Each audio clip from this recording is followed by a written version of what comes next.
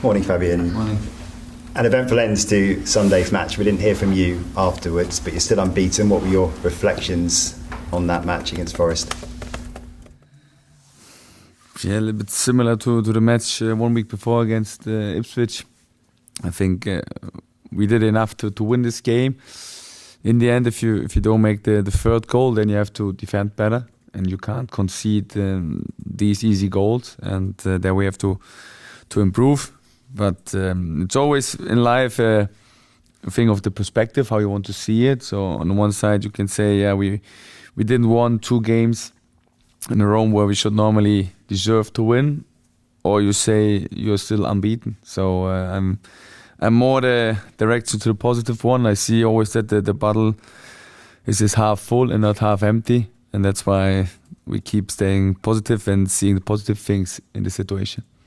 So no first defeat yet, but you have had a first in English football in the red card. Can you clear up what it was for, and have you spoken to anyone in the refs organisation, the PGMOL, about it? So at the beginning, I didn't know for what I get the red card, and then I talked to Howard Webb, yes, because in the end I heard that I get this red card for stepping on the pitch, and I think if you give a red card for this, I think you have to ban a lot of coaches during the games, because it happens in an emotional phase of or emotional situation of the game. It will happen that you make a step on the pitch. Of course, we are all role models and we have to act like this. But I think sometimes you also should bring out your emotions. In this case, it was like just to protect my player. In this case, it was to protect João Pedro, because for me it was a hard tackle on him. And if I don't show emotions there, me as a player, I would say the coach isn't interested in me. So that's why I try to show emotions in some part of the games. Can you tell us what Howard Webb said to you?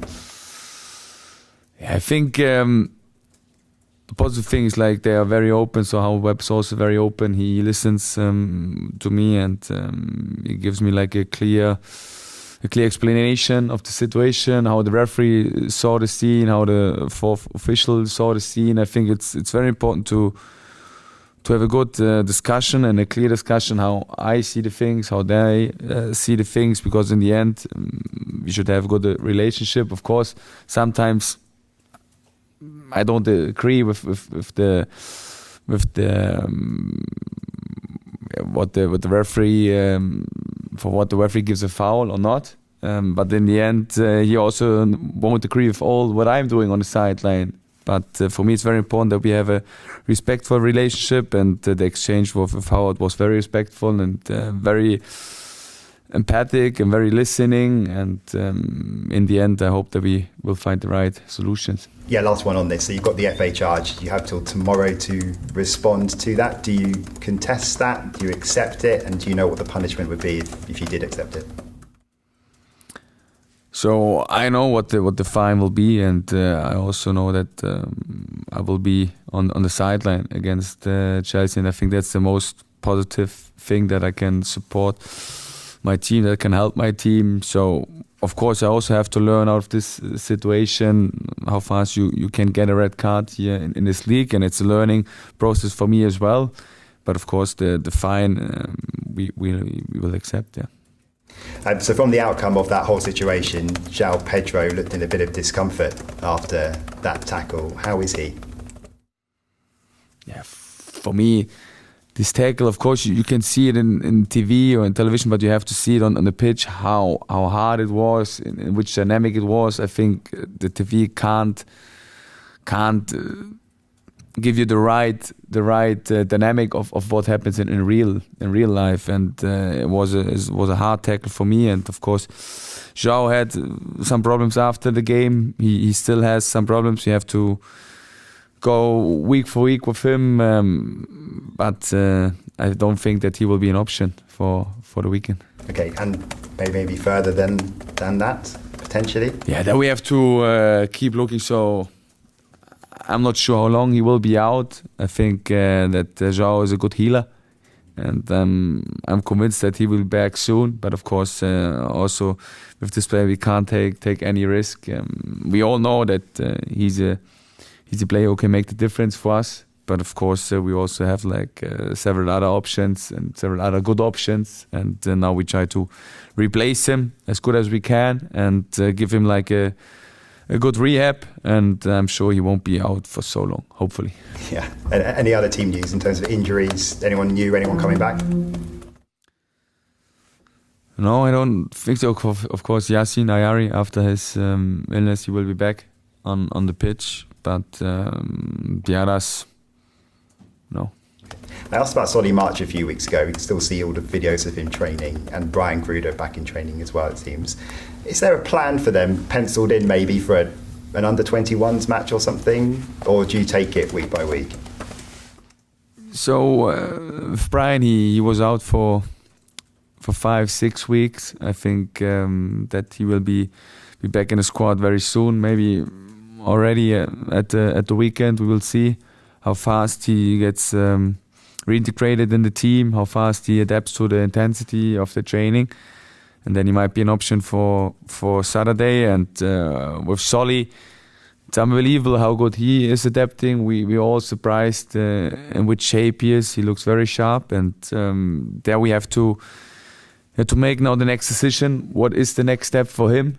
Is it maybe playing an under-21 game? But there is also important which under-21 game he's playing, and what is the best for him, and also where he feels comfortable, because he has to feel comfortable after this long injury that he will make the next right step. And it's important to make it step by step and not to do 2 or 3 steps in one time. And I'm very happy how he's doing, and I think he also feels very happy. He has a lot of energy, and you also see it in the training which impact he can have on the team. Yeah, and last one for me, the draw last night for the Carabao Cup, Liverpool.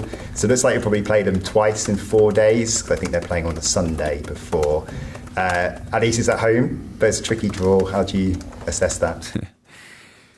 Yeah, I had a similar situation last season with my former club, where we played, I think, in Düsseldorf, and then 3 days later in the cup game against Düsseldorf. So it's always interesting how you prepare the first match, then how it went the first match. If you do some changes, if not, if you change a player, if you change a tactic, it's a little bit like a tactical thing, but also the thing how fit are the player in these cases. And it will be very interesting not only to play 2 games in a row against Liverpool, just to play against Liverpool. I think will be an interesting thing. They had a great start in the season. They have a great new coach, but I think now we have to focus on Chelsea, because it's a very big challenge. I think for me, one of the best teams in the league so far, and we are really looking forward for it. Fabian, Jack Hinchelwood had ice on his ankle after the game. Was that a precaution? Is he okay? It was a fast regeneration after the game, so fast treatment for his ankles, and no, he will be fine. Good stuff. You've mentioned Chelsea there. I spoke to the Bournemouth manager a couple of games ago. He said they're one of the toughest teams to analyse, to prepare for, because they've got so many good players and so many different ways of using them. Obviously, we've had a couple of games since then. Are they getting easier to prepare for, or are they still a tough challenge to just get your head around what they could do? So, on the one side, of course, you have to analyze them by what they're doing tactical on the pitch, and they have very good solutions. They have great goalkeeper who starts trying to build up the game from their back, always with his feet. He's a very good football player. And then, of course, they have a good positioning in possession. So normally open with a 3-2, but still very fluent. I think Enzo is also dropping in the midfield. And then on the other side, beside these tactical things, they have great individual players. So you have to keep focusing on where you can create a good match. So don't create a mismatch. Try to bring players in personal duels where you think that would be a good match. So, for example, against the wingers, who do you bring as a fullback against Sancho, against Madueke? They're both very fast, both very good dribblers. Who do you bring against Jackson, who's a fast striker, who's also good in possession? So on the one side, of course, the tackle thing. On the other side, trying to find good matches with your players to their players. And then, of course, I think beside that, how you want to press them, it's also very important to find a good solution in possession for our own. So how is the match plan with the ball? Because you can't go there and try to only defend. You have to go there and have a lot of courage with the ball and try to build up with a clear idea and with a good positioning, because then they also have to defend. And this will be the thing what we will try to do. You go up against excellent strikers every week in the Premier League, but Nicholas Jackson is in extraordinary form. Is there anything that he does that is unique to him that's going to pose a different challenge to normally? So I think he is a full package, so he wants to combine. So sometimes he's getting more in the 10 space where he can combine with his teammates, where he's there with Palmer, with Caicedo, with Enzo Fernandez. And on the other side, he's also very fast, so he can attack the back from us. And this mix, this balance makes him very dangerous for us. And of course, he's a top striker, and at the moment he's in very good shape. So you can't defend him in a 1-against-1. So you have to always try to, on one side, get pressure on the ball so that they can't play the long ball in the back from us, and on the other side, you always need to find a good balance, how close you want to defend them, and how you want to defend the back of our back four. And for Brighton on Sunday, Karu Matoma had a spell where he was such a threat down that left-hand side, and with his injuries, I personally hadn't seen him in that sort of form for a long time. I wondered how impressed you've been, and if there was a moment in the last couple of weeks where you thought, I'm going to enjoy working with this player. I enjoyed working with him from the first day because he's a great guy, very humble, trying to do everything to improve. And I think after his injury, he needed a little bit time to come back to find to his old shape. But we don't put a lot of pressure on him. I think he knows the best what to do to get back in his shape, and he's doing it better game for game. Of course, in the end, we want that he scores and making assists. I think he had some great chances in the last games, but he was a little bit unlucky, but he's keeping trying. He's always there on the second post. He tries to have the easy tap in, but he also tries to go 1-against-1 and make a shot on the goal. So he's very flexible. He's improving with his crosses. So I think it's still in a process and a development where he is, and I'm very happy how he's, which situation, which shape he is at the moment, but we still try to improve in every phase of the game. To my very amateurish, untrained eye, his first touch looked amazing, immaculate. It is, yeah. When you're working with 25 guys a day who've all got an excellent first touch, does it still stand out? Is it special? I think in some ways his first touch is special. But of course it's also like a thing why I'm like convinced you can train. So how you pass, how you take the first touch, and if you do a lot of these exercises in training, I think you can improve. But of course Mitoma has an outstanding first touch. He's an outstanding player. He's a player who can make the difference. But again, also for these players, there are still things where we can improve, and the thing is that he wants to improve. He doesn't say I'm finished with my development. He's still searching for potentials, and that's what is really impressive with him. Good stuff. Good luck. Fabian, you put Jack Hinchwood into the midfield at the weekend. His performance and what you see in training, does that make you think maybe twice about where you might use him going forward as well as at fullback? Yeah, it's tough because he can play several positions really good. So I think against Nottingham, he made an outstanding performance in the midfield. He understands the game. He's very clever in recognizing the spaces, how I need to open the passing lines, how I need to move in which space to find the free teammate, and it only works if you really understand the game, and he does it in an outstanding way. And on the other side, he also performs quite good as a fullback. So it's tough for me to bring him in the best position, because I think he has several best positions, and in the end, I think we have to make a decision where he helps the team the most, in which situation of the game we are, and how the opponents are. I talked about the matches with the opponents. Therefore, we need to find again the best position for him against Chelsea. Just with regards to Joao, how important is it to have someone like Evans starting to look a little bit sharper on the pitch, getting more minutes as well as another option? I know you've got Jorginho as well, but how important is it to have that option more available to you going forward for the next few weeks? Very important, because Evan is a player who is a clear target player in the box. So he knows how to move in the box. He has a good nose for some situations. He's there when he needs an easy tap in. He's there when he needs to make a header. So he looked very good also in training.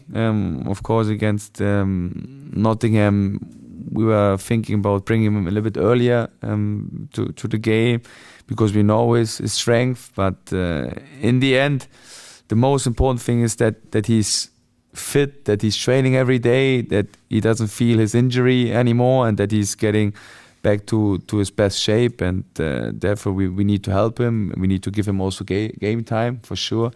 But I'm really keen on working with him, because I think he can have a great impact on our team.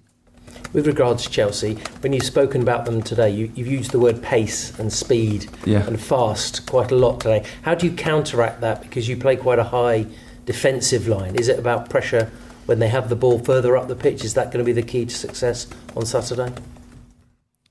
Yeah, so avoid that they have time on the ball and can play a long ball in behind. So I think that's very important. And then if you get pressure, I think then you can defend with this high line, because it's all about compactness. On the other side, I think there will be also moments in the game where we have to defend in a low block. So a low block means that you go and give them the space behind our back four. So we have to stay very low and stay compact. In the end, it's all about like compactness. So when you go high pressure, you need to have a high line. Otherwise, you're not compact. If you go low, it's the same with the striker. The striker have to come back so that you are compact. Otherwise, it won't work. And the goal we conceded against Nottingham was not the mistake from the back four. It was not the thing that we stand this high. It was more that we don't get pressure and that we open the middle. And that's a thing you can't do if you want to play with the high line. And we have to learn out of it. Just finally, we have a new coach here at Brighton. They have a new coach in Enzo Maresca. What do you know about him, and have you come across him before? What have you made of what he's done in a very short space of time at a club that's gone through a lot of transition recently? So I don't know him personal, but I think he had a great start, and he plays a very good style of football.